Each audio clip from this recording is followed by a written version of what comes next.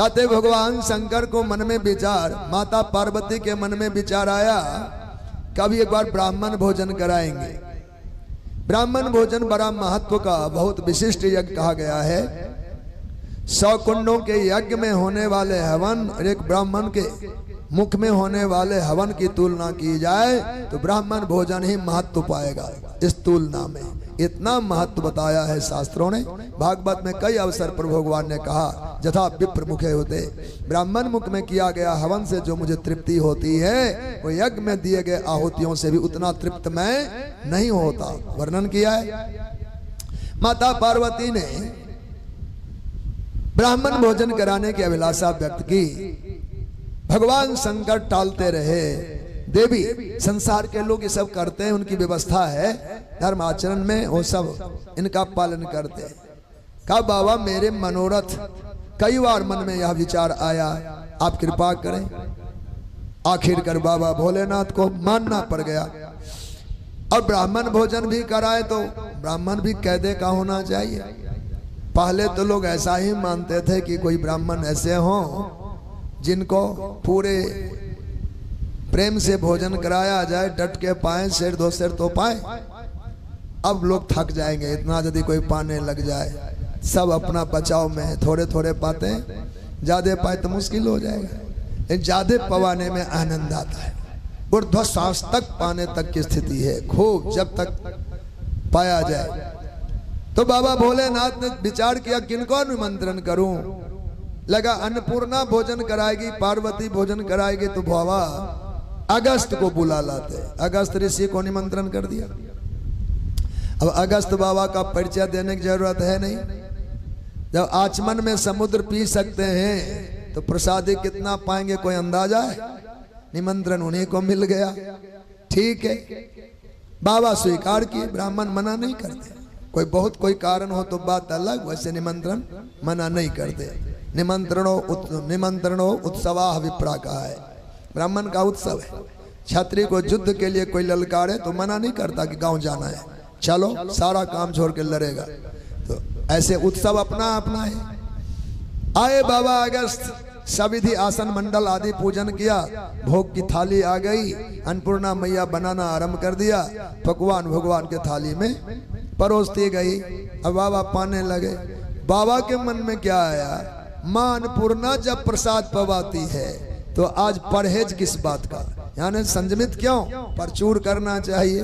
अब वो भी अपना द्वार खोल दिए। अब मैया जो बनाती पत्तल पर डालती और तत्काल पत्तल खाली की नौबत आ जाती। बार बार अब थकने लगी जाओ तो बाबा की ओर देखा। बाबा का मैंने पहले कहा था, संसार में लोग ये सब व्यवस्था करते हैं, ब्राह्मण भोजन आदि। हम भगवान अब हमारे तुम्हारे बीच में यह सब लीलाएं, अब क्या उपचार करें। का ब्राह्मण अगर भूखे उठ जाए तो अपराध बन जाए, थाली खाली पड़ जाए तो अपराध बन जाए। कभी भी थाली का क्रम होता है, भोजन का नियम है। जो भोजन कर रहे हैं उनके पत्ते खाली ना होने पावे, परोसने वाला इतना सावधान हो और वो वस्तु डालते रहे, यानी पत्तल खाली ना हो कब, जब मना कर दे तब भले खाली हो जाए। अगर बीच में हाथ रुक गया भोजन करने वाले का, तब भोजन करने वाले को उच्छिष्ट भोजन करने का पाप लगना शुरू हो जाएगा। जो ज्ञान वाले होते हैं वो भोजन वहीं रोक देते जहां हाथ रुक गया है। वो भर पेट खाए कि आधी पेट खाए मतलब नहीं है, हाथ रुक गया तो भोजन रुक गया, ये नियम है हमारा। तो इसलिए सावधानी पूर्वक परोसदारी करे कि कभी पत्तल खाली ना होने पावे, इस नियम का। अब मैया को चिंता बढ़ी कि जो देते बाबा तो विलंब भी नहीं करते, तो सिद्धियों को प्रकट कर ली। सारी सिद्धियां लग गई चूल्हे चौके में, सब बनाने लग गई है। पर इन सब प्रसाद को एक साथ परोसने के बाद भी बाबा तो विलंब ही नहीं करते। तब मैया ने करुणा से कहा, बाबा धर्म की रक्षा तो आप ही करेंगे और कौन करेगा। अब धर्म संकट आ गया है, बाबा तृप्त नहीं हो पा रहे हैं, हमें बनाने में समर्थ नहीं हो पा रही हूँ। सिद्धियों को साथ लेकर के भी बाबा की पूर्ति नहीं हो पा रही है। ऐसे में अब दया करिए। बाबा भोलेनाथ क्या करे, उपाय कुछ ना सूझा। अच्छा ठीक है, पूरी पंक्ति में ये भी नियम, अब तो परंपरा देखने को नहीं मिलेगा। कम से कम मिथिला कोई जाए तो देख सकते हैं, वहां कोई पहले नहीं उठ सकता। जिसका पेट भरा उठ गए, ऐसे भोजन हो तो अनर्थ हो जाएगा। जो भोजन कर चुके बैठे रहना होगा, जो कर रहे हैं उनकी प्रतीक्षा करना होगा। एक एक पत्तल पर जब लोग भोजन कर ले, आवाज आएगी हाँ प्रसाद हो गया, हो गया, तो उठेंगे, चाहे घंटे क्यों न लग जाए। ये नहीं कि हमारे भोजन होगा और हम चले, तो सारे बाद वाले जो प्रसाद पाद सबको झूठा भोजन का दोष लगेगा, वो पाएंगे ही नहीं। सब के सब एक साथ उठ जाएंगे, अगर एक भी उठ गया तो फिर दूसरा भोजन नहीं पाएंगे। इस नियम के आधार पर बाबा ने विचार किया कहां जाए।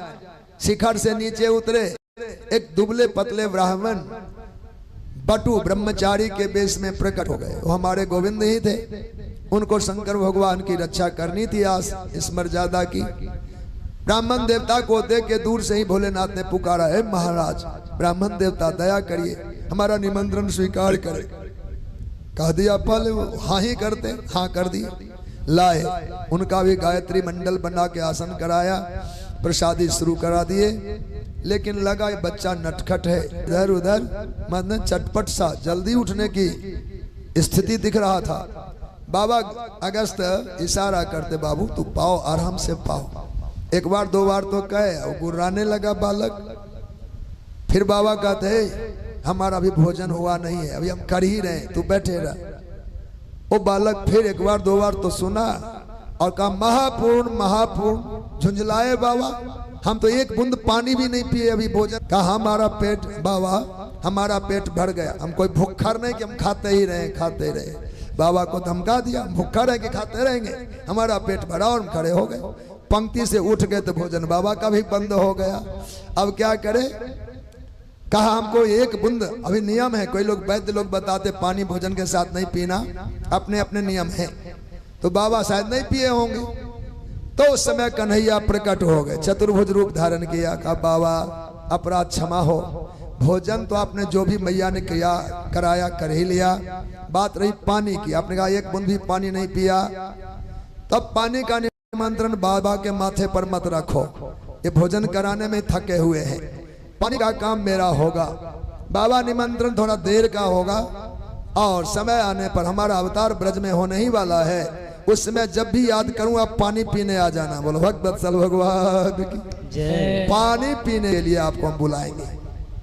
गिरिराज लीला में भगवान अगस्त का स्मरण हुआ और सांवर्तक के द्वारा बरसाए गए प्रलय जल को भगवान अगस्त ने पान कर लिया।